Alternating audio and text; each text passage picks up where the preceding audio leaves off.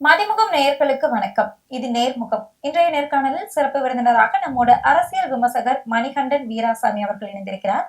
பேசலாம். டயா பூஸ்டர் சுகரை கண்ட்ரோல் பண்ணும், உங்க ஆரோக்கியத்தை மீட்டு தரும். சர்க்கரையை கட்டுப்படுத்துறதுக்கான எளிமையான வழிமுறை, இயற்கையான வழிமுறை. அனைத்து மருந்து கடைகளிலும் கிடைக்கும்.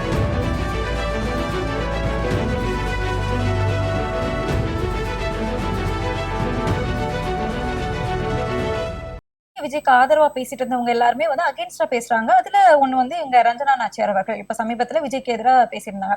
இது எல்லாமே தாவேகாவுல சீட்டு கிடைக்கும் அப்படின்னு எதிர்பார்த்து இருந்து அந்த கிடைக்காத விரக்தியில பேசுறாங்க அப்படின்னு சொல்லப்படுது. நீங்க உள்ளபடியே நீங்க ஒரு விஷயத்த ரொம்ப தெளிவா பார்க்கணும். இப்ப நானும் தாவேகால் சீட்டு கேட்டோம் தான். சீட்டுக்காக நானும் ஒரு எம்எல்ஏ தொகுதியை பிக்ஸ் பண்ணி வேலை செய்யணும்னு சொல்லிட்டு வேலைகளே ஆரம்பிச்சோம் தான். நான் கிட்டத்தட்ட ஒரு என்ஜிஓ மூலியமா 15 கோடி ரூபாய் வரைக்கும் செலவு பண்ணதுக்கான ஒரு தொகை நான் தயார் பண்ணி வச்சுட்டு அந்த அந்த நிறுவனம் நேரடியா களப்பணி செய்வாங்க. மக்களுக்கு சேவைகள் செய்யறது, பள்ளிக்கூடங்கள் கட்டுறது, அந்த தொகுதியில் என்னென்னலாம் வளர்ச்சி பண்றது, வேலை வாய்ப்புகள் உருவாக்குறது, மகளிர்களுக்கு சுய தொழில் ஆரம்பிச்சு கொடுக்கறது, அவங்களுக்கு இந்த மாதிரி வேலைகள்லாம் செய்யும் போது இந்த 5 ஆண்டுகள்ல நம்ம இங்க வேலை செய்யலாம், இல்ல குறைஞ்சபட்சம் 2 ஆண்டுகள் வேலை செய்யலாம் சொல்லி 15 கோடி ரூபாய் ஒதுக்கப்பட்டது. அந்த 15 கோடி ரூபாய் புசியானந்த் கிட்ட நான் அந்த தொகுதி பட்டுக்குள்ள தொகுதி என்ன சொன்னார்னா, சார் அந்த 15 கோடி ரூபாய் எனக்கு டைரக்டா கொடுத்துருங்க. 15 கோடி ரூபாய் நான் டைரக்டா புசியானந்த் கிட்ட கொடுத்துட்டு, புசியானந்த் என்ன பண்ணுவாருன்னா, இப்ப மத்த தொகுதிகளுக்கு விஜய் ஒரு 2 முறை போறாருன்னா என் தொகுதிக்கு 10 முறை கூட்டு வரேன் விஜய. இந்த பணம் எல்லாம் செலவு பண்ண வேணாங்க, தலைவரை இட்டுன்னு போறாங்க, நானு தலைவரை இட்டுன்னு போனாலே நீ ஜெயிச்சிருங்கன்னு சொன்ன புசியானந்த் அந்த நிறுவனம் ஒத்துக்கல. ஏங்க நாங்க ஒரு ஸ்ட்ரக்சர் போட்டு வேலை பார்க்கணும்னு நினைக்கிறோம், பட் இந்த மாதிரிலாம் நம்ம பண்ண முடியாது. நானும் எனக்கு தொகுதியும் வேணா, உங்க சங்காத்தமா வேணும்னு சொல்லிட்டு நானும் கட்சியில இருந்து வெளில வந்துட்டேன். இப்ப நான் அதுக்காக நான் விஜய தரக்குறவா பேசலாம் கிடையாது. இவங்க நம்ம விஜய்க்கு எதிராக நம்ம எடுத்த நிலைப்பாடு என்னன்னா, இவங்க RSS பிரமுகர்களே தினமும் சந்திக்கிறாங்க, அறிக்கைகள் RSS எழுதி கொடுக்குறாங்க, பிஜேபி பிரமுகர்களோட இவங்க நெருக்கம் காட்டுறாங்க அப்படின்னு சொல்லிதான் நம்ம அந்த குற்றச்சாட்டை சொல்லிட்டு தான் நம்ம வெளியில வந்தோம். நான் வெளியில 1 இயர் ஆகுது. அதுக்கப்புறம் தான் இந்த கரூர் சம்பவம் நடக்குது. இப்போ இதெல்லாம் வெட்ட வெளிச்சமா இன்னைக்கு வரைக்கும் தொடர்ச்சியா அந்த வேலைகளை அவர் செஞ்சுட்டு தான் இருக்காரு. நான் சொல்றது என்னன்னா, எலெக்ஷனே ஆரம்பிக்கல, எலெக்ஷனை பத்தி பேச்சுவார்த்தை இல்ல, அப்பயே என்கிட்ட 15 கோடி கேட்ட புசியானந்த் இன்னைக்கு அந்த ஒரு 5 கோடியை குறைச்சிட்டு இன்னைக்கு 10 கோடி கேட்கிறேன். நான் என்ன கேட்கிறேன்னா, இப்ப தொண்டர்கள் உங்களை நம்பி வந்தாங்கல்ல, ரசிகர்கள் உங்களை நம்பி வந்தாங்கல்ல, அவங்க எவ்வளவு எதிர்ப்புகள், திமுக, அண்ணா திமுக, பிஜேபி எல்லாம் எதிர்த்தான களத்துல இன்னைக்கு வேலை செஞ்சாங்க. நீங்க அவங்களோட கூட்டணி வச்சிருக்கீங்களே, அண்ணா திமுக குறித்து எவ்வளவு களத்துல சண்டை நடந்திருக்கு, நீங்க அவங்களோட போறீங்கன்னா அவன் எப்படி இணக்கமா வேலை செய்ய முடியும்? நீங்க சேர்ந்துக்கிட்டீங்க சார், உங்களுக்கு வழக்கு இருக்கு, நீங்க பணம் வாங்கியிருக்கீங்க, அளவுக்கு அதிகமா பணம் வாங்கிருக்கீங்க, ஒரு நிகழ்ச்சிக்கும் வெளிநாடுகள்ல இருந்து முறைகேடா பணம் வாங்கியிருக்கீங்க. இதெல்லாம் வச்சுக்கிட்டு தான் இன்னைக்கு பிஜேபி உங்களை மிரட்டுறாங்க. அந்த மாதிரி அப்பாவி தொண்டன் என்ன பாவம் பண்ணா, அவனை நீங்க உங்களோட சுயநலனுக்காக குடும்பத்தை பலி கொடுத்துட்டீங்க. உங்க தனிப்பட்ட வாழ்க்கையாக ஒரு நடிகையோட நீங்க கல்யாணம் பண்ணி சொல்லிட்டு குழந்தை, அப்பா, அம்மா எல்லாரையும் பலி கொடுத்துட்டீங்க. இந்த பக்கம் பாத்தீங்கன்னா உங்களோட சுயநலனுக்காக தொண்டர்களை பலி கொடுத்தீங்க. இந்த பக்கம் கிட்டத்தட்ட 52 உயிர்களை பலி கொடுத்துறீங்க. இவ்வளவு பலி கொடுத்து நீங்க பிஜேபியோட போறதுக்கு, அது நீங்க நேரடியா கட்சி ஆரம்பிக்க பிஜேபியில போய் சேர்ந்துட்டு இருக்கலாமே. மாநில தலைவர் அண்ணாமலை இருந்த ஒரு வீரியம் இன்னைக்கு நயனா நாகேந்திரனுக்கு இல்ல. உள்ளபடியே இன்னைக்கு பிஜேபி வீக்காதான் இருக்கு. நீங்க நேரடியா பிஜேபிக்கு போயிருக்கலாமே, உங்களுக்கு தேசிய தலைவரே கொடுத்துருப்பாங்களே. தேசியத்திலே இன்னைக்கு யாருன்னே தெரியாதுங்க. நட்டா இருந்தார், நட்டாக்கு அப்புறம் ஒருத்தர் வந்து அவர் பேர் தெரியுமா இருக்காது, யாருக்குமே தெரியாது. உங்களுக்கு நேரடியா உங்களுக்கு பிஜேபியில அங்கேயே உங்களுக்கு நேஷனல் லீடராகவே கொடுத்துருப்பாங்களா, அதை பண்ணிருக்கலாமே விஜய். இப்ப இது எவ்வளவு பெரிய துரோகம் இது. இல்ல, இந்த துரோகம் செய்யறாங்க, இது நீங்க தொண்டர்கள் ஏத்துக்க மாட்டாங்க, அது ஒரு பக்கம் இருந்தாலும் அதிமுக இதை ஏத்துக்குமா? சோ யாரு முதலமைச்சர் ஆக போறாங்க, யாருக்கு அந்த பதவி கிடைக்கும்? இல்ல, அதிமுக பரிதாப நிலையில இருக்காங்க. சொல்லலாம், தாய் இல்லாத புள்ள மாதிரி. இன்னைக்கு அம்மா இறந்ததுக்கு அப்புறம் பாத்தீங்கன்னா அவங்களை வழிநடத்துக்கு ஆள் இல்லாதனால தாய் உள்ளத்தோட அரவணைச்சாரு மாண்புமிகு பாரத பிரதமர் நரேந்திர மோடி. அப்ப என்ன ஆயிடுச்சுன்னா, இவங்களுக்கு வேற ஆப்ஷனே இல்ல. அவரும் பாத்தீங்கன்னா அவருக்கும் பல்வேறு வழக்குகள் இருக்காரு. அவரோட மகன் மித்துன் மேல வழக்கு இருக்கு. ஒரு விமானம் நிறுவனம் தொடங்குறதுல அதுல நிறைய முறைகேடுகள் இருக்கு, அந்த வழக்கு இருக்கு. எல்லாருமே பாத்தீங்கன்னா பாருங்க, மித்துன் எடுத்துங்க, எடப்பாடியோட மகனுக்கு பிரச்சனை, எடப்பாடிக்கு பிரச்சனை, உங்களுக்கு கொடநாடு கொலை வழக்கு இருக்கு, இன்னும் இரட்டை இலை வழக்கு இன்னும் முடியவே இல்லை, பல்வேறு வழக்குகள் இருக்கு. இன்னும் ஒருபடி மேல போய் நான் சொல்றேன், திரு எடப்பாடி அவர்கள் முதலமைச்சராக இருக்கும்போது செக்ரட்டேரியட்லயே பாத்தீங்கன்னா ரைடு விட்டாங்க. உலகத்திலேயே வந்து ஒரு முதலமைச்சர் அலுவலகத்துல வந்து ரெய்டு விடுற ஒரு ஏஜென்சியை நீங்க எங்கேயுமே பார்க்க முடியாது. ஐயா கலைஞர் இருந்திருக்காரு, காமராஜ் இருந்திருக்காரு, இப்போ மு.க.ஸ்டாலின் இருக்காரு, அம்மையார் ஜெயலலிதா இருக்கும்போது கூட யாருமே வந்து தலைமைச் செயலகத்தெல்லாம் வந்து ரெய்டு விட்டதே கிடையாது. அந்த ரெய்டு விட்ட சம்பவங்கள் எப்ப நடந்ததுன்னு பாத்தீங்கன்னா எடப்பாடி காலத்துல தான் நடந்தது. பாஜக தான் ரெய்டு விட்டது. இப்படி எல்லாம் பல்வேறு ரெய்டு விட்டு தான் அவங்க பல்வேறு ஆவணங்களை கையில வச்சுட்டு எடப்பாடியை கையில போட்டுக்கிட்டாங்க. அதே மாதிரி பாத்தீங்கன்னா இன்னமும் பாத்தீங்கன்னா உங்களுக்கு வந்து மெடிக்கல் காலேஜுக்கு வந்து பணம் வாங்கின வழக்கு, லஞ்சம் வாங்கின வழக்கு பாத்தீங்கன்னா அன்புமணி ராமதாஸ் மேல இருக்கு. இன்னும் அவரு அதனால வந்து பிஜேபி கூட்டணியில அவர் வந்து வராரு. டிடிவி தினகரன் அதே மாதிரி வழக்கு இருக்கு. அந்த கட்சியில போன எல்லாருமே பாத்தீங்கன்னா வழக்கு பின்னணிகளை வச்சு இவங்க வந்து மிரட்டி தான் கூட்டணிக்குள்ள சேர்க்கிறாங்க. இந்த பக்கம் பாத்தீங்கன்னா திமுகவா அதே மாதிரி நீங்க வந்து கம்யூனிஸ்டுகளை நீங்க என்ன சொல்லி மிரட்ட முடியும்? பணம் வாங்கிட்டு லஞ்சம் வாங்கிட்டு மிரட்ட முடியுமா? பாஜக மிரட்ட முடியாது. விசிக அண்ணன் திருமாவளவன் நீங்க ஏதாவது மிரட்ட முடியுமா? அவர் வந்து அவரு சொந்த வாழ்க்கை உங்களுக்கு எவ்வளவு டிரான்ஸ்பரண்ட் எல்லாருக்கும் தெரியும். எளிய மக்களுக்காக அவர் வந்து போராடுறாரு. திமுக மேல நீங்க பல்வேறு குற்றச்சாட்டுகள் சொல்றீங்க. கலைஞர் காலத்துல இருந்தே நீங்க வந்து சொல்லிட்டு இருக்கீங்க. நீ வந்து அந்த காலத்துல இருந்தே பல்வேறு குற்றச்சாட்டுகள் வந்து சொல்லுவாங்க. அந்த ஊழல் கலைஞர் அவர்களே பாத்தீங்கன்னா மேம்பால ஊழல்னு சொல்லி உள்ள வச்சாங்க. அதுக்கு வந்து எந்த ப்ரூஃப்மே இல்ல உள்ள வந்தாங்க. செந்தில் பாலாஜி 1 வருஷத்துக்கு மேல உள்ள வச்சிருந்தீங்க. கோர்ட்ல வந்து உங்களால வந்து சார்ஜ்ஷீட் கூட உங்களால போட முடியல. இந்த மாதிரி தொடர்ச்சியா எல்லா கட்சிகள் மீதும் உங்களால வந்து வெறும் குற்றச்சாட்டு மட்டும் தான் வைக்க முடியும். இப்போ பாத்தீங்கன்னா அமைச்சர் நேரு மேல ஒரு குற்றச்சாட்டு சொல்லி இது எதுவுமே குற்றச்சாட்டு தான், ஆனா நிரூபிக்கப்படவில்லை. ஆனா இந்த பக்கம் எல்லாமே பாத்தீங்கன்னா கண்டக்ட் ஆயிருக்காங்க. அம்மையார் ஜெயலலிதா பாத்தீங்கன்னா நீதிமன்றத்தால் தண்டிக்கப்பட்டிருக்காங்க. இந்த மாதிரி எல்லாருக்கும் கேஸ் வந்து பெண்டிங் இருக்கு. அதனால இப்ப விஜயம் அந்த வரிசையில வந்து சேர்ந்துட்டார். 10ஓட 11 அத்தோட இது 1 அந்த மாதிரிதான் இருக்காங்கட்டி இங்க வந்து திமுக கூட்டணி வந்து வலுவாக இருக்கிறது. இந்த பக்கம் பாத்தீங்கன்னா விஜய்க்கு இருந்த நன்மதிப்பும் இழந்து, சுயத்தையும் இழந்து, தன்மானத்தையும் இழந்து, வாழ்க்கையும் இழந்து, கடைசியில கட்சியும் வந்து போய் பிஜேபியோட கரைஞ்சு. இந்த விமர்சனங்கள் வந்து நிறைய இருந்துட்டே இருக்கு. நீங்க சொல்ற மாதிரி இதுவுமே ஒரு குற்றச்சாட்டா தான் என்னால பார்க்க முடியுது. ஏன்னா தாவேகாவை சேர்ந்த யாருமே வந்துட்டு நாங்க போய் சேர போறோம் அப்படின்னு அபிஷியலா அனௌன்ஸ் பண்ணல. ஈவன் இப்போ நிர்மல்குமார் அவர்கள் வந்து அதுக்கு ஒரு கிளாரிபிகேஷன் கொடுத்திருக்காரு. அப்படிலாம் எதுவும் இல்லை, இது ஒரு வதந்தி அப்படின்னு சொல்லியிருக்காரு. இதே நிர்மல்குமார் என்ன சொன்னாருன்னா, 2வது முறை வந்து சிபிஐ என்கொயரிக்கு போயிட்டு விஜய் அவர்கள் வரும்போது பிரஸ் மீட்டை சந்திச்சு என்ன சொன்னார்னா, அவரு வெறும் சாட்சியா தாங்க கூப்பிட்டாங்க, இதோட முடிஞ்சு போச்சு. எப்பன்னா பொங்கலுக்கு லீவு கேட்டார் பாத்தீங்களா, செகண்ட் டைம் கூடும்போது நான் பொங்கல் செலிப்ரேட் பண்ணோம். ஏன்டா 42 பேரை சாவடிச்சுட்டு வந்து உனக்கு கொஞ்சம் கூட மனசாட்சி இல்லாம டே உனக்கு போகியே கிடையாதுடா, பொங்கல் எதுக்குடான்னு கேட்டுருக்கணும். அப்ப சிபிஐல கேட்க மாட்டாங்க. ஏன்னா இவங்க எல்லாம் பாத்தீங்கன்னா அவங்களோட சொந்த ஏஜென்சி தான். சிபிஐன்றது பாஜகவோட ஒரு விங்கு. அதே மாதிரி அதுல ஒரு ஒன் ஆஃப் த மெம்பர் தான் பாத்தீங்கன்னா விஜய்.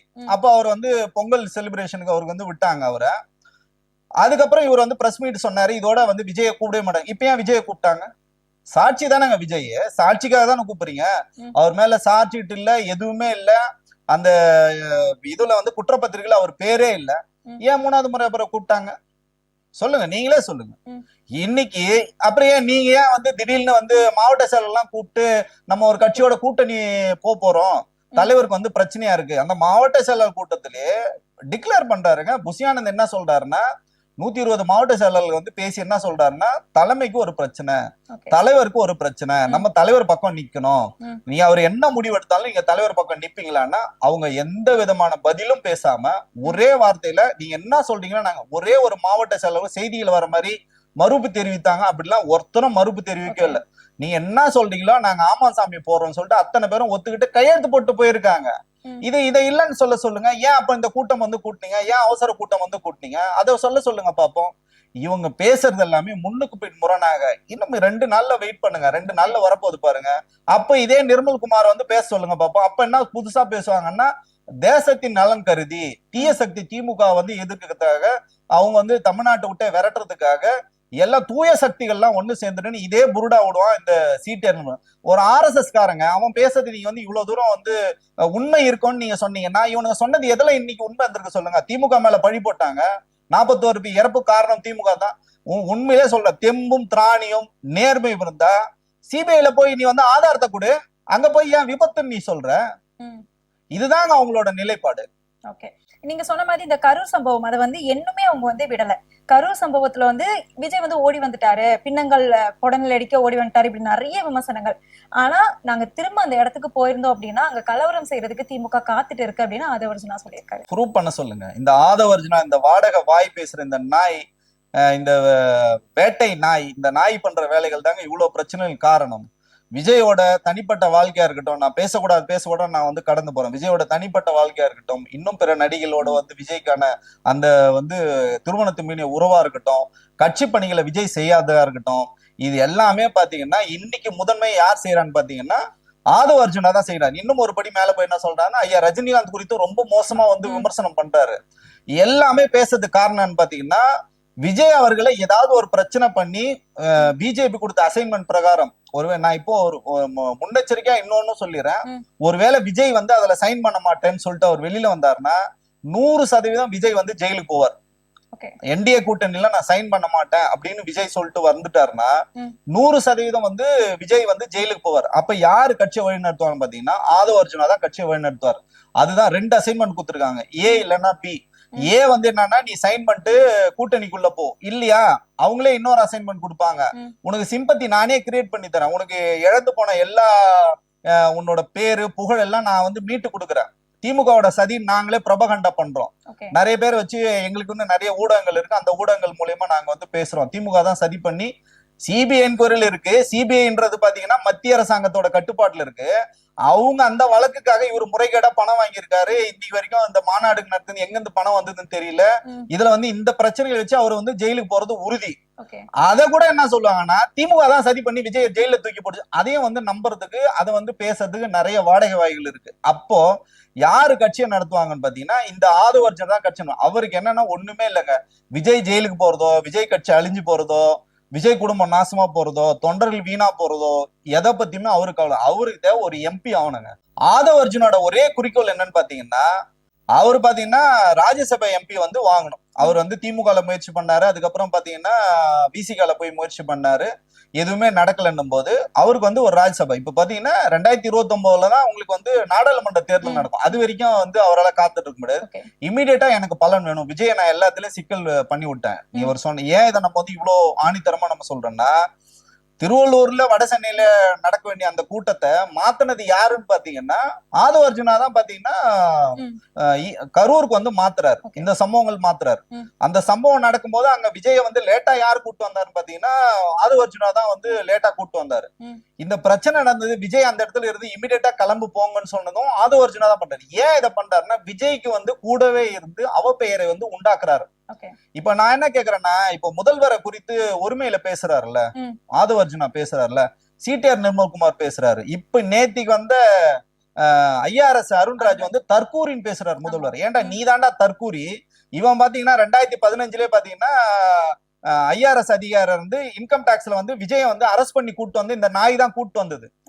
இந்த நாய்கள்லாம் சேர்ந்து விஜய் கூடவே இருந்துட்டு விஜய்க்கு துரோகம் பண்ணிட்டு இன்னைக்கு ஏன் இவனுங்களை நான் என்ன கேட்கறேன், இத்தனை பேர் பேசுறானுங்கல்ல முதல்வர் குறித்து தரக்குறைவா பேச, என்னைக்காவது ஒரே ஒரு காணொலி காட்டுங்க தரக்குறைவா வந்து புஷியானந்த் பேசுறாருன்னு சொல்லுங்க முதல்வர் குறித்து, திமுக குறித்து. அதிகபட்சமா திமுக சரியில்லை, திமுக வீட்டுக்கு அமைச்சர் வந்தாங்க பேசுவார். ஏன்னா அவருக்கு தெரியுங்க, ஏன்னா இந்த ரசிகர் மட்டும் அவர் நல்லவரோ கெட்டவரோ அதெல்லாம் தெரியாதுங்க. விஜய்க்காக கூடவே இருந்து விஜய் குறைஞ்சபட்சம் வந்து விஜய் வந்து நல்லபடியா இருக்கும்னு நினைக்கிற ஒரு ஆளு. அவருக்கு வந்து சுயநலம் இருக்கு, பணம் சம்பாதிக்கிறாரு, அதெல்லாம் வந்து செகண்டரி. ஆனா அவர் வந்து இந்த மாதிரி விஷயங்கள்லாம் பேச மாட்டாரு. அவரு தாங்க பொதுச் செயலாளர், தலைவர் வந்து விஜய் வந்து எதுவுமே பேச மாட்டாரு. அதே மாதிரி பொதுச் செயலாளர் எதுவும். இந்த வாடகை வாய்கள்லாம் ஏன் பேசுறாங்கன்னா இவங்களுக்காக பின்னாடி ஒரு அஜெண்டா இருக்கு. பாஜகவோட இவங்க போய் சரண்டர் ஆகணும். விஜய் வந்து ஜெயிலுக்கு அமைச்சிட்டா கௌரவ தலைவராக கட்சியை வந்து வழிநடத்த போறது யாருன்னு பாத்தீங்கன்னா ஆதவ அர்ஜுனா தான். சோ அப்ப நமக்கு என்னென்னலாம் சுருட்ட முடியும் சுருட்டிக்கலாம். அதான் சொல்றேன், 234 தொகுதியில் நாங்க தனித்து களம் காணுவோம்னு சொல்லிட்டு ஒரு தொகுதிக்கு 5 கோடி ரூபான்னு சொல்லிட்டு 1170 கோடி ரூபாய் ஆல்ரெடி வந்துடுச்சுங்க பணத்துக்கு. தாவேகா கட்சிக்குள்ள வந்துடுச்சு. நான் சொல்றது ஒயிட்லயே வாங்கிட்டாங்க. இது இல்லாம வந்து ஃபண்ட் ரைஸ் பண்ணிருக்காங்க, வெளியில இருந்து ஃபண்ட் ரைஸ் பண்ணிருக்காங்க. இப்ப நான் சொல்றேன்ல, நான் விச்சத்தை விட்டுட்டு வந்தேங்க, நான் பார்க்காத பணமான்னு விஜய் சொன்னார்ல, ஏன் இந்த தொண்டர்கள் தானே உங்க ரசிகர்கள் தானங்க சார், ஏன் அவங்களுக்கு சீட்டு கொடுக்கல? சீட்டு கொடுத்ததுலயும் ஒரு பிரச்சனை இருக்கு. இது யாருமே பாத்தீங்கன்னா மாவட்ட செயலாளர் வந்து சொற்பமான மாவட்ட செயலாளர் தான் கொடுத்துருக்காங்க. வெளியில இருந்து வந்தவங்களுக்கு தான் சீட்டு கொடுத்துருக்காங்க. யாரெல்லாம் வெளியில இருந்து வந்தாங்களோ, விஜய்க்காக வந்து பால் அபிஷேகம் பண்ணவங்களோ, போஸ்டர் ஓட்டவங்களோ, இன்னும் புஷியானந்த் சொன்னாரு சைக்கிள் மிதிச்சு யாரெல்லாம் விஜய்க்காக வந்தோம்னா கார்ல வந்தவங்கன்னா பொறுப்பு. ஒருத்தன் கூட சைக்கிள் மிதிச்சு வந்தவங்க இங்க வந்து பொறுப்பு கொடுக்கல, பதவி கொடுக்கல, எம்எல்ஏ சீட்டு கொடுக்கல. கிட்டத்தட்ட 2000 கோடி இருந்து 3000 கோடி ரூபாய் ஃபண்ட் ரைஸ் பண்ணி முடிச்சுட்டாங்க. இப்போ பணத்தை ஃபுல்லா கலெக்ட் பண்ணியாச்சு. இப்ப கடைசியா இந்த கட்சியிலயும் ஏமாத்தி பணம் வாங்கிட்டீங்க, தொண்டர்களையும் ஏமாத்தி பணம் வாங்கிட்டீங்க, வெளியிலயும் நாங்க தனியா நிக்க போறோம்னு சொல்லிட்டு பிச்சை எடுத்து பணம் வாங்கிட்டீங்க. ஆனா திருப்பி வந்து பாஜகலயும் பணம் வாங்கிட்டு பாஜக போய் அப்ப இவனுங்க எவ்வளவு பெரிய கேடியா இருப்பானுங்க பாரு. இவனுங்க தான் நாளைக்கு தமிழ்நாட்டை வந்து காப்பாத்த போறானுங்களா? இவனுங்க தான் தமிழ்நாட்டை தலைகுனியாம இருக்க வைக்க போறானுங்களா? இது எல்லாமே ஃபுல்லா செட்டிங் தான். இதுல இன்னொரு செட்டிங் பாத்தீங்கன்னா அதிமுக வந்து இவங்களோட இணைஞ்சிருக்கு. இல்ல ஆதவ் அர்ஜுனாவோட கண்ட்ரோலுக்கு எப்படி தாவிக்கா போகும்? அந்த கட்சியில புஷி ஆனந்த் நீங்க சொன்ன மாதிரி பொதுச் செயலாளர் இருக்கிறாங்க, அதுக்கு ஜான் இருக்கிறாங்க, இவங்க எல்லாம் இருக்கும்போது எப்படி ஆதவ் கண்ட்ரோல் எடுப்பாரு? ஆதவ் மட்டும் தாங்க RSS ஓட டைரக்டா பேசுறாரு. டெல்லியில போய் யார் பேசுறது? புஷி ஆனந்த் போய் பேச சொல்லுவாங்களா? இந்த கரூர் சம்பவத்துக்கு அப்புறம் டெல்லிக்கு யார் போனாங்க சொல்லுங்க? சுப்ரீம் கோர்ட்டுக்கு யார் போனாங்க? இவர் பாவம் எங்கேயோ காட்டுல மேட்டில சுத்திட்டு வந்து பதுங்கு குழியில தானே இருந்தாரு புஷி ஆனந்த். அப்ப 2 RSS காரன் 3 RSS காரன் தான் ஆக்டிவா இருந்தான். ஒருத்தன் CTR நிர்மல்குமார், நீங்க பாத்துருக்கலாம் ஊடகங்கள்ல வந்து ஒரு வாரத்துக்கு அப்புறம் தலை காட்டினார். அப்புறம் பாத்தீங்கன்னா IRS அருண்ராஜ் அவர் வந்து அதே மாதிரி பேசிட்டு இருந்தார். ஆதவ் அர்ஜுனா டெல்லிக்கு போன இன்னும் அந்த காணொலி இருக்கு பாருங்க. ஏர்போர்ட்ல நடந்து போவாரு, வந்து பிரஸ் வந்து பின்னாடியே போவாங்க. RSS அட்வொகேட் எல்லாம் யாரு வந்து வச்சது? CBIக்கு இந்த கேஸை யார் மாத்தது? இது எல்லாமே இவங்க தான் பண்ணாங்க. அதனால கட்சி கூட்டத்துல இவர் 10 நிமிஷம் பேசுறாருங்க. 1 மணி நேரம் யாருங்க பேசுறது சொல்லுங்களேன்? செலவு பண்றது யாரு? அவரே சொல்றாரு, ஓப்பனா சொல்றாரு, எல்லா கூட்டத்துக்கும் நான் தான் செலவு பண்றேன். அவர் என்ன சொல்றாருன்னா ஆதவ் அர்ஜுனா புஷி ஆனந்த் கிட்ட கட்சி வந்து நீ பாத்துக்க, அமைப்பு நீ பாத்துக்க, எவெல்லாம் மாவட்ட செயலர்கள் அவங்க மூப்பேச்சுதான் கேட்பான், அவங்ககிட்ட நீ எவ்வளவு வேணாலும் பணம் வாங்கிக்க, கட்சி என் கண்ட்ரோல்ல தான் இருக்கு, நான் கட்சியில வந்து மேலிட பொறுப்பாளர் மாதிரி நான் இருந்துக்கிறேன், டெல்லியோட பேசணும், RSS ஓட பேசணும், BJP பேசணும்னா அந்த லாங்குவேஜ் அந்த ஸ்கில் எல்லாம் பாத்தீங்கன்னா இவருக்கு வந்து கிடையாது, புஷி ஆனந்துக்கு வந்து கிடையாதுனால அதெல்லாம் ஆதவ் அர்ஜுனா தான் பாத்துட்டு இருக்காரு. அதனாலதான் விஜய் வந்து மாட்டி விடுறதுலயே குறிக்கோளா இருக்கிறாரு. இப்ப சமீபத்துல கூட ரஜினி ரசிகர்கள் கிட்ட மாட்டி விட்டு இருக்காரு. ஆமா, அதான் சொல்றேன், தொடர்ச்சியா முதல்வர் குறித்து பேசுவாரு. இன்னும் வருது இது இந்த பிரச்சனை இவ்வளவு நடந்திருக்கும் போது எதுவுமே தெரியாம பேமெண்ட்டுக்காக ஒரு பார்ட்டி போய் மாட்டிக்கிச்சு. நாஞ்சில் சம்பத் உள்ளபடியே வந்து ஒரு சீனியர், எங்களோட நிறைய விவாதங்கள்ல வந்தாரு, ஒரு திராவிட சிந்தனையாளர் இருந்தாரு. பணத்துக்காக ஒரு கூட்டத்துல போய் பேசினா வந்து வெறும் 50,000 ரூபாய் தருவாங்கன்னு சொல்லிட்டு அவர் போய் மாட்டிட்டு அவர் சொல்றாரு. என்ன சொல்றாருன்னா ஆதவ் அர்ஜுனா எழுதி கொடுக்குற ஸ்கிரிப்ட் அப்படியே சொல்றாரு. இந்த 24 கூட்டணி கட்சிகளோட பேரை வந்து முதல்வரோ துணை முதல்வரோ சொல்ல சொல்லுங்க, இந்த 24 கட்சி தலைவர்களோட பேரை வந்து சொல்ல சொல்லுங்க, நான் நிர்வாணமா நடக்கிறேன். இதுக்கு பின்னாடி நுண் அரசியல் இருக்கு. இதெல்லாம் யார் சொல்லுவாங்கன்னா வடக்குல இருக்க சாமியார் தான் சொல்லுவோம், நிர்வாணமா நான் போறேன் அப்படின்னு சொல்லுவோம். அப்போ ஒரு திராவிட சிந்தனையாளர், ஒரு இலக்கியம் தெரிந்தவர், ஒரு அரசியல் தெரிந்தவர், இவரே போய் அந்த அளவுக்கு நீங்க தாவேகால சேர்ந்த உடனே தலைமை தற்கூரியா மாதிரி இந்த அளவுக்கு பேச, ஏன்டா நீ நடந்து போவ, நாங்க பாக்குறதுக்கு சகிக்குமா? அதெல்லாம் இதை நம்ம நகைச்சுவை நம்ம வந்து இதுல உள்ளபடியே எவ்வளவு நுட்பமான அரசியல் இருக்கு பாருங்க. இதுதான் வந்து பாத்தீங்கன்னா RSS ஓட அரசியல், BJP இதைத்தான் தமிழக அரசாங்கம் வந்து சொல்றது. தமிழக முதல்வர் முத்துவேல் கருணாநிதி ஸ்டாலின் சொல்றாரு, உங்களுக்கு எல்லாம் இங்க இடமே கிடையாது, அயோக்கிய ராசிலாம் வெளில போனா தமிழக மக்களின் துணையோடு இந்த எல்லா கட்சிகளோட படையோடு உங்களை விரட்டி அடிப்பண்ணான்னு சொல்றது காரணம் வந்து இதுதான். நிர்வாணமாக போவோம் அப்படின்னு நாஞ்சில் சம்பத் சொல்றாரு. இன்னொரு பக்கம் வந்து நான் அரசியலை விட்டே போயிருவேன்னு ஆதவ் அர்ஜுனா சொல்லியிருக்காரு. ஏங்க அவன் அரசியல்வாதியே கிடையாதுங்க. அவன் பாத்தீங்கன்னா ஒரு லாட்ரி. நான் சொல்லட்டுமா, நீங்க இவ்வளவு தூரம் பேசுறீங்க, நான் சொல்றேன் ஆதவ் அர்ஜுனா யாருன்னு நீங்க 1 மணி நேரம் எபிசோடு வைங்க, தனியா ஒரு இது போடுங்க. நான் சொல்றேங்க, எனக்கு தெரியுங்க, பர்சனலா ஆதவ் அர்ஜுனா எனக்கு தெரியுங்க. அவர் பாத்தீங்கன்னா ஒரு ஸ்விம்மிங் பூல் ட்ரெயினருங்க. அவரு ஸ்விம்மிங் பூல் ட்ரெயினர். அங்க பாத்தீங்கன்னா திரு மார்டின் அவர்களோட மகள் வந்து வராங்க. அங்க வந்து ட்ரைனிங் வரும்போது சிம்பத்தியை கிரியேட் பண்ணி அவங்கள வந்து காதலிச்சு திருமணம் பண்றாரு. திருமணம் பண்ணி அந்த குடும்பத்துக்குள்ள வந்து போறாரு.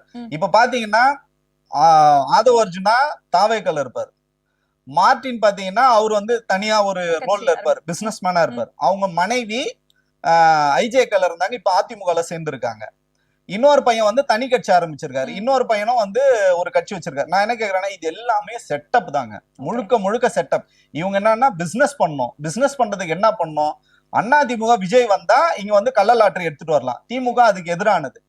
சோ இப்படி வந்து ஒரு அஜெண்டா வச்சுதான் இவங்க வந்து போயிட்டு, இவங்களுக்கு எந்த அரசியலும் கிடையாது, இவங்க அரசியல்வாதியும் கிடையாது. அரசியல் விட்டு போறதுக்கு நீ அரசியல்வாதியா இருந்தானா அரசியல், நீ புரோக்கரு, நீ ஒரு மாமா பையன், நீ வந்து அரசியல்வாதின்னு என்னைக்கு யார் சொன்னது? ஆதவ் அர்ஜுனா அரசியல்வாதின்னு யார் சொன்னது சொல்லுங்க? அவரே சொல்லிக்கிறாரு. அவரே தாங்க சொல்லிக்கணும், வேற யாருன்னா சொல்லுங்களா பாக்கலாம். அவரு வந்து எடுப்பு வேலை செய்யல, சில ஊடகங்கள் அவர் வந்து பெரிய தலைவர் மாதிரி இன்னைக்கு எழுதிட்டு இருக்காங்க. அதை தாண்டி அரசியல் அறிவோ ஞானமோ எதுவுமே அவனுக்கு கிடையாது.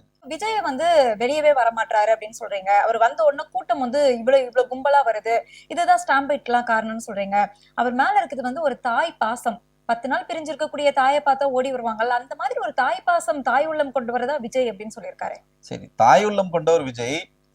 தாய், அவர் பெத்த தாய் சோபா மேல ஏன் வழக்கு போட்டாரு? தன்னை வளர்த்து பெத்து வளர்த்து சினிமாவில ஆளாக்கின SA சந்திர மேல ஏன் வழக்கு போட்டாரு? சொந்த மனைவி உங்களுக்கு காதல் திருமணம் பண்ண சங்கீதாவை ஏன் வந்து உனக்கு பணமும் தர மாட்டேன், உனக்கு கணவன் அந்தஸ்தும் கொடுக்க மாட்டேன், உனக்கு வந்து டைவர்ஸும் கொடுக்க மாட்டேன்னு ஏன் சொல்றாரு? இந்த தாய் ஒரு நடிகையோட திருமணத்துக்கு பிரைவேட் ஜெட் எடுத்துட்டு போற தாய், ஒரு நடிகையோட ஜாலியா வந்து உல்லாச வாழ்க்கை அனுபவிக்கிறதுக்கு கோவாக்கு இங்க இருந்து தனி விமானம் எடுத்துட்டு போற இந்த தாய் விஜய் சொந்த மகன் ஜேசன் சஞ்சய் ஒரு படம் வந்து இயக்குறாரு. அவரும் பல்வேறு வாய்ப்புகள் கேட்டு வெளியில ஏதோ கம்பெனியே ஏறி இறங்குறாரு. ஒரு 3 கோடி ரூபாய் கொடுத்து ஒரு சின்ன பட்ஜெட்ல நான் தயாரிக்கிறேன்டா, நீ வந்து டைரக்ட் பண்றா, நீ ஏன் இந்த தாய் வந்து சொல்லல? வந்து திவ்யா சாஷா பாப்பா வந்து லண்டன்ல வந்து படிச்சாங்க. லண்டன்ல படிச்சப்போ அந்த கடைசியா வந்து அந்த என்ன சொல்றது கிராஜுவேஷன் டே கூட வந்து பட்டமளிப்பு விழா கூட ஏன் இந்த தாயால வந்து போக முடியல? கோர்ட்டுக்கு போயிட்டோம், எங்களுக்கு வந்து இந்த வீட்டுல நான் தங்குறேன் போது கூட வழக்கறிஞர்களை வச்சு ரவுடிஸை வச்சு சகோதரி சங்கீதா வந்து தரன்னு சொல்லிட்டு ரோட்ல இழுத்து போட்டது யார்? இந்த தாய் தானே. இந்த தாய் 52 பேர் செத்து போனதுக்கும் கண்ணீர் வடிக்காத இந்த தாய் இவருக்கு வந்து தாயின்னு சொல்றது உள்ளபடியே இது வெக்கக்கேடு. இதெல்லாம் சொல்றேன்னா இதெல்லாமே வந்து செட்டப் தாங்க. இன்னைக்கு மக்களுக்கு எல்லாமே நல்லாவே தெரியும். விஜயோட இந்த டிராமா எல்லாமே முடிஞ்சு போச்சுங்க. அவர் வாழ்க்கையும் முடிஞ்சு போச்சு, டிராமாவும் முடிஞ்சு போச்சு. விஜயோட டிராமா ஒரு பக்கம் முடிஞ்சாலுமே இந்த பக்கம் வந்து திமுகவோட டிராமா அதுவும் முடிய போகுது. ஒரே வாரத்துல வந்துட்டு ஏராளமான பாலியல் வன்கொடுமைகள் நடந்திருக்கு. இதுக்கு எல்லாமே விஜய் மௌனமா இருக்காருன்னு சொல்றீங்க. திமுக தலைவர் நம்ம முதலமைச்சர் ஸ்டாலின் அவர்களும் மௌனமா தானே இருக்கிறாரு. இல்லங்க, இது வந்து சட்டம் ஒழுங்கு உள்ளபடியே பிரச்சனை இருக்கு. நம்ம வந்து எல்லா விதத்திலயும் வந்து நம்ம வந்து திமுக வந்து ஆதரிக்கவும் இல்ல, அவருக்கு செய்கிற நல்லது வந்து ஆதரிக்கிறோம். அதே நேரத்துல தவறுகளை வந்து நம்ம வந்து சுட்டி காட்ட. இப்ப நான் என்ன சொல்றேன்னா, சட்டம் ஒழுங்கு பிரச்சனை இருக்கு, அதுக்கு வந்து எஃப்ஐஆர் போட்டிருக்காங்க, இன்வெஸ்டிகேஷன் வந்து போயிட்டு இருக்கு. இன்வெஸ்டிகேஷன்ல இருக்கும்போது நம்ம வந்து அதை வந்து பேசுறது வந்து சரியா இருக்காது. ஒண்ணு. ரெண்டாவது என்னன்னா, தனிமனித ஒழுக்கம் எப்படி கெட்டு போச்சு, ஏன் கெட்டு போச்சுன்னு நீங்க வந்து ஒரு ஆய்வு பண்ணோம். ஒரு ஆய்வு சமீபத்துல அந்த ஆய்வு வந்திருக்கு. என்னன்னு பாத்தீங்கன்னா, திரு விஜய் அவர்கள் மாதிரி, விஜய் மட்டும் நான் சொல்ல, விஜய் மாதிரி நிறைய பிரபலங்கள் வந்து சினிமால பெண்களை ரொம்ப இழிவா பேசுறது. நீங்க விஜயோட படங்கள்லாம் நீங்க தொடர்ச்சியா பாருங்க, பெண்களை அவ்வளவு ஆபாசமா அருவருக்கத்தக்க வகையில அவன் பேசும்போதுதான், இந்த ரசிகர் மனப்பான்ல பேசும்போதுதான் அவன் வீட்டுல ஒரு அக்கா இருக்காங்க, அம்மா இருக்காங்க, தங்கச்சி இருக்காங்கன்ற அந்த உணர்வு வெளியில வரும்போது இந்த ரீல்ஸ் போடுறதுக்காகவும் இந்த ஒருத்தவங்களை டீஸ் பண்றதுக்காகவும் இவன் வந்து வெளியில வந்து ரொம்ப ஒழுக்கக்கேடா நடந்துக்கிறான். இதை ஊக்குவித்தது யாரு? விஜய் மாதிரி ஆட்கள் தான். நான் விஜய் மட்டும் சொல்ல, விஜய் மாதிரி ஆட்கள் தான். இது சமூக கண்ணோட்டத்தை நம்ம பார்க்கணும். இது யாரு தவறு பண்ணாலும் அவங்க மேல நிச்சயமா திமுக இல்லைங்க, எந்த அரசாங்கம் இருந்தாலும் நடவடிக்கை எடுக்கணும். இது வந்து மணிப்பூர் கிடையாதுங்க. மணிப்பூர்ல நீங்க வந்து நிர்வாணமா இழுத்துட்டு போனப்பே பேசாத விஜய் இது குறித்து பேசுறது விஜய்க்கு எந்த விதமான தகுதியுமே கிடையாதுன்னு சொல்றான். எவ்வளவு கலவரங்கள் நடக்குதுங்க, எவ்வளவு பிரச்சனை. ஏங்க நீங்க சொன்னீங்கல்ல சூப்பர் டீலக்ஸ்ல நான் 6 சிலிண்டர் கொடுப்பேன்னு விஜய் சொன்னார்ல, இன்னைக்கு சோத்துக்கே வழி இல்லைங்க, சாப்பிட முடியலங்க, வீட்டுல சமைக்க முடியல, குழந்தைங்களுக்கு பால் கொடுக்க முடியல, வெளியில போய் உணவகங்கள்ல சாப்பிடலாம்னா சாப்பிட முடியல. கமர்ஷியல் சிலிண்டர் வந்து 1600 ரூபாய், 1800 ரூபாய், 2000 ரூபாய் வித்த சிலிண்டர் இன்னைக்கு 8000 ரூபாய் சொல்றான். ஏன் எதுவுமே பேச மாட்டாரு விஜய்? இந்த தாய்க்கு வந்து கருணையே கிடையாதா? இந்த தாய் வந்து பேச மாட்டாரா? இந்த நாய்கள்லாம் எதுவுமே பேசாதா? தாவேகா நாய்கள் எதுவுமே இது குறித்து பேசாதா? பேசணும்னா எல்லாத்தையும் பேசணும். இல்ல கேஸ் சிலிண்டர் தட்டுப்பாடு அப்படிங்கறதே ஒரு வதந்தி அப்படின்னு மத்திய அரசு விளக்கம் கொடுத்திருக்காங்களே. ஏங்க கேஸ் சிலிண்டர் தட்டுப்பாடு வதந்தி எல்லாம் கிடையவே கிடையாதுங்க. நீங்க போய் பாருங்க, இன்னைக்கு நான் புக் பண்றேன் 60 நாள் வரைக்கும் என்னால புக் பண்ண முடியும்னு சொல்றாங்க. இவங்க என்ன சொல்றாங்கன்னா, கிராமப்புறங்களுக்கு தான் 45 நாள் சொன்னாங்க. கிராமப்புறங்கள்ல வந்து சிலிண்டரே இல்லைன்னு சொல்றான். எதுவுமே இல்லைங்க, களத்துல ஒண்ணுமே நடக்கலைங்க. நான் என்ன கேக்குறேன்னா, இது பாத்தீங்கன்னா அதானி வச்சிருக்காருங்க, ரிலையன்ஸ்ல வந்து மிகப்பெரிய ஒரு ஆயில் வந்து வச்சிருக்காங்க. நேத்தி கூட பாத்தீங்கன்னா கிட்டத்தட்ட 6 லட்சம் டன் வந்து குரூட் ஆயில் வந்து வந்திருக்கு அவங்களுக்கு. ஏன் இதை வந்து நாட்டுக்கு அர்ப்பணிங்களா பாப்போம்? உங்க ஃப்ரெண்டு தானே ரிலையன்ஸ் அம்பானி, யார்? உங்க ஃப்ரெண்டு தானே. ஏன் அந்த கண்டெய்னர் ரஷ்யால இருந்து நீங்க வாங்கியிருக்கீங்களா, அதை மக்களுக்காக கொடுங்களா? நீங்க கொடுத்தா இந்த பிரச்சனையே கிடையாது. அதை வந்து செய்வாரா பாரத பிரதமர் மோடி அவர்கள்? செய்வாரா? நாட்டுல இன்னைக்கு வந்து ஒரு இக்கட்டான சூழ்நிலை இருக்குல்ல, அதை நீங்க தீருங்களேன். அப்ப நீங்க வணிகமா அதை விற்கிறதுக்கு தயாரா இருக்கீங்கல்ல? ஏன்னா உங்களை ஜெயிக்க வச்சது பாத்தீங்கன்னா அம்பானியும் அதானியும்.